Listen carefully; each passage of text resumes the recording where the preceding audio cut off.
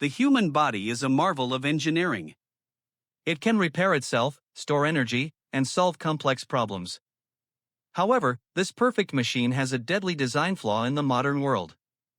A flaw so profound that, even now, as you watch this video, it's silently creeping through your veins, aging your cells, and literally eating your brain. We're not just talking about stress. Most of us think stress is simply feeling a little tense or having a lot of work today. That's just the tip of the iceberg. Beneath the surface, there's a biological war. Consider this: what would your ancestor from 100,000 years ago have done if they'd encountered a lion in the savannah? Their body would react in a fraction of a second, experiencing a massive burst of energy, and they would either flee or fight and die. If they escaped, 20 minutes later they would be sitting by a fire in their safe cave, their body completely calm, returning to a state of equilibrium we call homeostasis. But you're a 21st century office person. There are no lions chasing you. But there's an alarm that wakes you up at 7 a.m. every morning, the honking of horns in traffic, the credit card statement at the end of the month, and the endless stream of catastrophic news on social media. Your ancestors' stress was acute and short-lived. Yours is chronic and endless. Your body is stuck on that alarm button.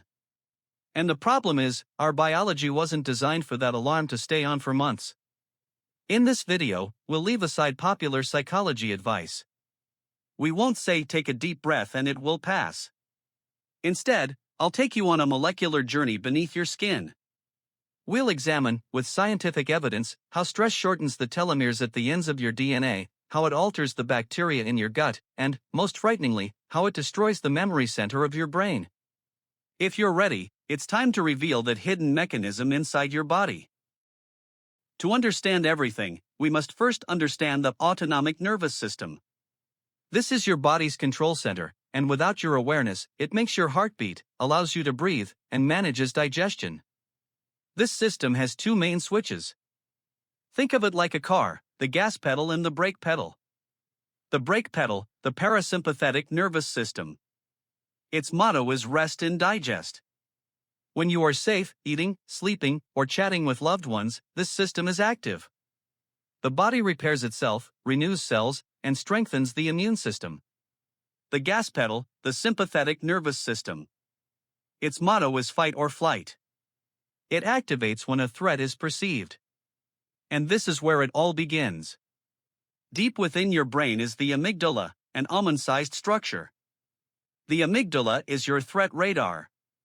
When someone shouts at you or you hear a strange sound in a dark street, the amygdala doesn't ask your rational brain.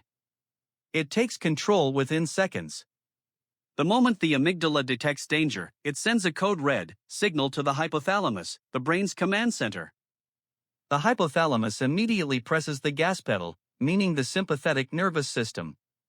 When this happens, an incredible change begins in your body. Your pupils dilate, so you switch to tunnel vision and focus on the danger. Your salivary glands dry up because digestion is unnecessary at this moment.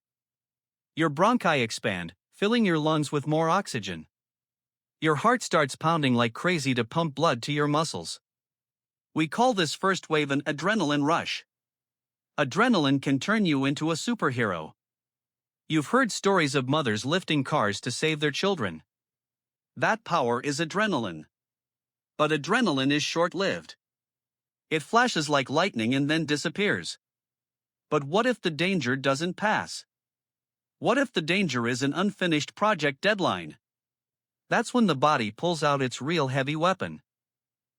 When a threat persists, the body activates a system called the HPA axis. This is a communication network between the hypothalamus, pituitary gland, and adrenal glands. The chemical produced at the end of this line is called cortisol. We often know cortisol as the bad hormone, but it's actually the body's logistics manager. When the body is in fight or flight mode, it needs energy. Cortisol's job is to pump energy, glucose, into the bloodstream at all costs. Cortisol goes to the liver and gives the order, release all the sugar in the stores into the bloodstream. It breaks down proteins in the muscles and converts them into sugar. Why? Because your muscles need fuel to escape the lion. Normally, when the threat passes, the high cortisol levels in the blood reach the brain, and the brain says, okay, the danger is over, stop production. This is called the negative feedback loop. The tap closes. However, in modern life, this tap never closes.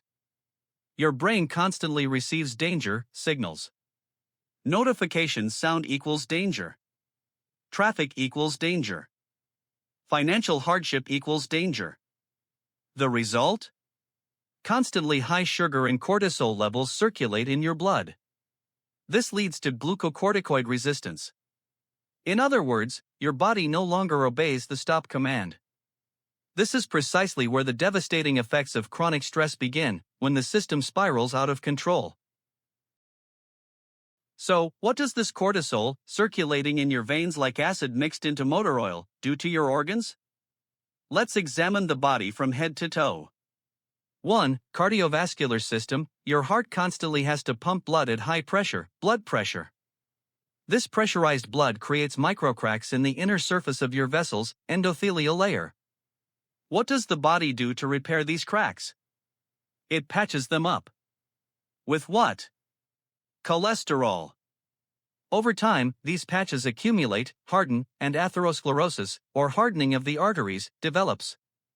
One day, during a moment of great stress, that patch breaks and blocks the artery. Result: heart attack. So, stress doesn't break your heart, it slowly clogs it.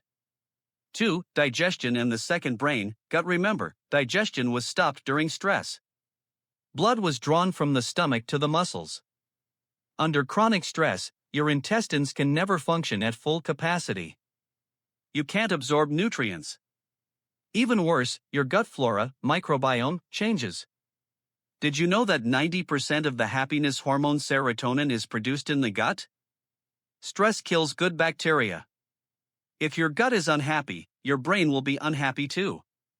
The roots of depression and anxiety are often here. 3. Reproductive system. The evolutionary logic is simple: reproduction while fleeing from the lion. The brain shuts down non-vital functions.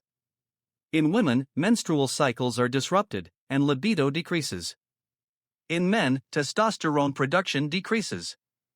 Chronic stress is one of the biggest hidden causes of infertility in the modern age. The body labels the environment as unsafe for raising offspring. For aging in telomeres, here's the most striking scientific finding. Inside your cells, at the ends of your chromosomes, there are protective caps called telomeres.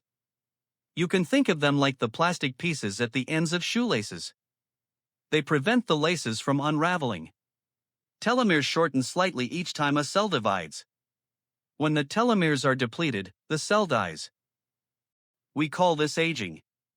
Nobel laureate Elizabeth Blackburn proved that people under chronic stress, for example, mothers caring for disabled children, have telomeres that shorten much faster than normal. So stress doesn't just make you feel tired, it ages you faster at the cellular level, genetically. You might be 30 years old, but your cells could be 40. Now let's go up to the command center. The effect of stress on the brain is like a horror movie. First target, the prefrontal cortex. This is the area just behind your forehead. It's where humans are made. It's the center of logic, planning, willpower, and decision-making. During intense stress, brain chemicals disable the prefrontal cortex. Why? Because when you're running from a lion, you don't need to think, what is the meaning of life? You only need reflexes. But when this happens in modern life, you become unable to think logically. You experience sudden outbursts of anger, you can't focus, you can't even make the simplest decisions. This is called executive dysfunction. Second target, the hippocampus. This is your memory library. Everything you learn is recorded here. Cortisol is a complete poison for hippocampal neurons. High cortisol levels break the connections between these neurons, even killing the cells. MRI scans of people experiencing chronic stress have shown a reduction in hippocampal volume. Where did I put my keys? What was I just about to say? I don't remember what I ate yesterday. This forgetfulness isn't old age, it's cortisol damage. Third effect, amygdala enlargement. While the hippocampus shrinks, the amygdala, the center of fear, grows and becomes more sensitive. What does this mean? Your brain becomes hypersensitive to danger. A small problem that used to make you laugh now seems like a huge crisis. Your brain is rewired to perceive the world as a constantly hostile and dangerous place. This is the anatomy of anxiety disorder. The picture is bleak, yes. But it's not hopeless. The human brain has neuroplasticity, meaning it can restructure itself. So, how do we shift from fight or flight mode to rest and digest mode?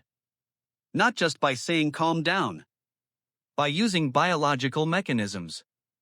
1. Tricking the vagus nerve, physiological sigh. Your brain listens to your body.